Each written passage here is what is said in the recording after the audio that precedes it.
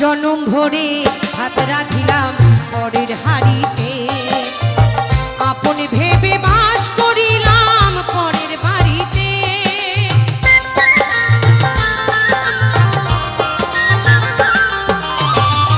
সঠিক কথা তো? আমরা ভেবে দেখুন চড়ুই পাখির মতো পরের ঘরে এসে বাসা বেঁধেছি, সত্য না?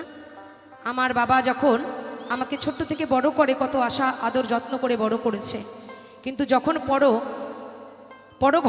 ঘরে পাঠাতে হয় আমাদের বাবাদের, সে আমি ইউটিউবে বলেছি কথাটা আবারও রিপিট করছি, বাবা লাখপতি কোটিপতি হলেও কিন্তু তার ক্ষমতা নেই মেয়েকে বাড়িতে রাখতে পারে, পরের হাতে তুলে দিতেও হয় সকল বাবাকে। তাই আজকে যে সকল মায়েরা এখানে আছেন সবার জন্যই কথাটা বলি। এই যে যিনি ঢোল বাজাচ্ছে ভালো করে লক্ষ্য করে একটু অ্যান্টেনাটা দেখবেন, আমার মাও কি মারছে, ওই লোকটার কাছে আমার জীবন কাটছে এখন, তার অধীনে তার কথা মতন আমায় চলতে হয়, নালে বাবার বাড়ি